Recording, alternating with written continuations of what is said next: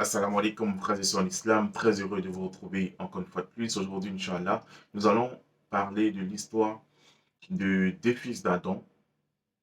Il s'agit de Habil et de Kabil. Cette histoire-là, mes frères et sœurs en islam, va nous amener à réfléchir sur comment se comporter les uns envers les autres. C'est l'histoire de deux fils d'Adam qui ont voulu marier la même fille. Alors qu'à l'époque, Ève, alayhi salam, notre mère, faisait toujours des jumeaux. Et à l'époque, un frère pouvait marier sa sœur. Mais les jumeaux ne pouvaient pas se marier. D'accord? Donc, c'est-à-dire que les enfants d'une grossesse marient les enfants d'une autre grossesse. C'est comme ça que ça se passait. Mais Kabil, lui, il était amoureux de sa sœur jumelle. Donc, selon la loi, il ne pouvait pas l'épouser. C'est Habil qui devrait l'épouser. Mais non, Kabil ne voulait rien comprendre. Il voulait absolument marier sa sœur jumelle. Et ils sont allés voir leur père Adam, alayhi salam, et Adam leur a dit, pour vous départager, faites une offrande à Allah. Celui dont l'offrande sera acceptée sera celui-là qui aura le droit d'épouser la fille. Et donc, Kabil était lui cultivateur. Il a choisi de sa culture le moins bon pour l'offrir à son Seigneur. Alors que Habil, lui, il était berger. Il a choisi de son troupeau le plus gros et le plus beau bélier. Et ils ont choisi une montagne où ils sont allés déposer les offrandes. Et Adam alayhi salam leur a dit, celui dont l'offrande sera acceptée, un feu descendra du ciel pour brûler son offrande. Et après une longue attente, un feu est descendu du ciel sur la montagne et a brûlé l'offrande de Habil. Ce qui veut dire que c'est Habil que Allah subhanahu wa ta'ala a choisi pour épouser la fille. Et, et cela a augmenté la rage, la haine, le mépris de Kabil pour son frère Habil. Et il avait cette jalousie en lui. Il est jalousé. Il voulait sa peau. Subhanallah. Et donc, un jour, Habil n'est pas vite rentré.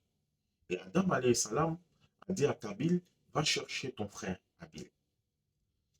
Et il allait, il s'est promené jusqu'à, il a trouvé Habil, couché quelque part, endormi sous un arbre. Et il était là, réfléchi, il ne savait pas que faire.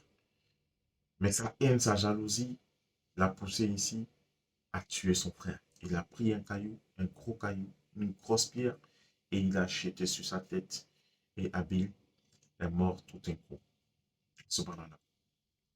Mais bien avant, il a dit à son frère que très certainement je vais te tuer. Mais Habil a dit, si tu me tues, tu vas rencontrer ton Seigneur. Tu vas prendre mon péché.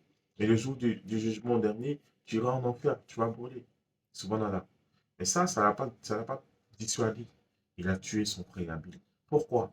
Par jalousie. C'est pourquoi c'est le lieu ici pour moi de rappeler à mes frères et à mes soeurs qu'il ne faut jamais être jaloux du succès de ton frère ou de ton ami. Chacun, c'est Allah qui donne.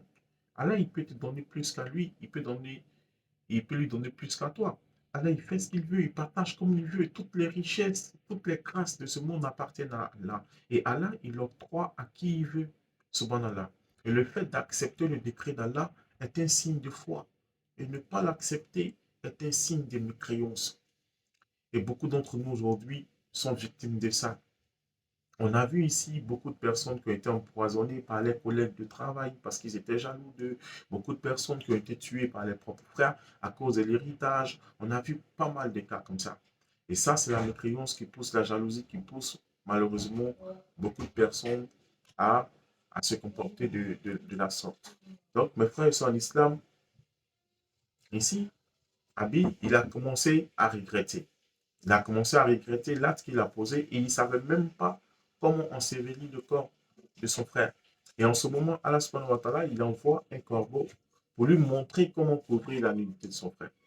Et ce corbeau-là a creusé la terre et a enterré un corbeau mort et il a refermé la terre sur lui. Et voilà comment Kabil a creusé une tombe et il a enterré son frère. Il était plein de regrets, il pleurait, il était triste. Mais là, tu t'es déjà posé.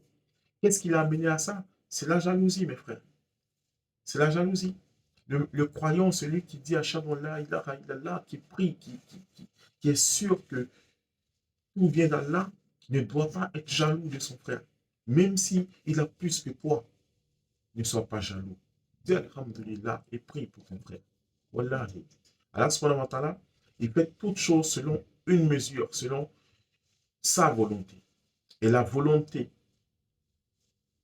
de l'être humain n'est rien devant la volonté du Créateur. Nous sommes ses serviteurs. C'est lui qui nous a créés. C'est lui qui nous met sur une voie. Mes frères et sœurs en islam, on doit l'accepter. Et donc, mes frères et sœurs en islam, Kabil a été le premier meurtrier sur la terre. C'est pourquoi le prophète a dit, sallallahu alayhi wa sallam, il dit à chaque fois qu'un être humain est tué, à chaque fois qu'il y a un meurtre, Kabil prend une partie de la charge de ce meurtre-là, parce que c'est lui qui a institué ce acte-là sur la terre. Donc, mes frères et sœurs en islam, la jalousie peut amener à tuer, ça peut amener à faire beaucoup de mauvaises choses. Beaucoup de filles aujourd'hui ont été mystiquement attaquées par leurs amis, ont été victimes de sorcellerie, parce que leurs camarades trouvaient qu'elles étaient plus belles, ou elles avaient plus de chances dans la vie, tout ça. Qu'est-ce qui a amené ça? C'est la jalousie. Aujourd'hui, si vous allez chez ces faux marabouts là, chez ces charlatans là, la majorité de ceux qui vont là-bas, ils vont là-bas pour détruire la vie de d'autres personnes. Ils vont là-bas pour gâter le business de d'autres personnes. Ils vont là-bas pour trouver des moyens, des voies et moyens pour empêcher d'autres personnes de réussir ou d'empêcher d'autres personnes de prospérer. Et ça, c'est triste, mes frères et sœurs en islam. Ça, c'est triste. Donc, il faut se concentrer sur sa propre vie, accepter le décret d'Allah, faire des efforts, faire des doigts. Le prophète Mohammed sallallahu alayhi wa sallam, il nous a donné des astuces. Il dit faites des doigts parce que les doigts peuvent, c'est la seule chose avec les, les aumônes qui peuvent changer le destin d'une personne. Les doigts et les sadakas. Donc, tu veux que ta vie change, fais des efforts, prie, jeûne, fais des doigts, fais des sadakas. Et Inch'Allah, Allah subhanahu wa ta'ala, il est capable de toutes choses. Allah subhanahu wa ta'ala nous accorde la bonne compréhension, qui nous guide sans cesse le droit chemin, qui fasse de nous des bons musulmans, des musulmans pieux et sincères. J'ai été très heureux d'être en votre compagnie. À très bientôt, Inch'Allah. Salam alaikum.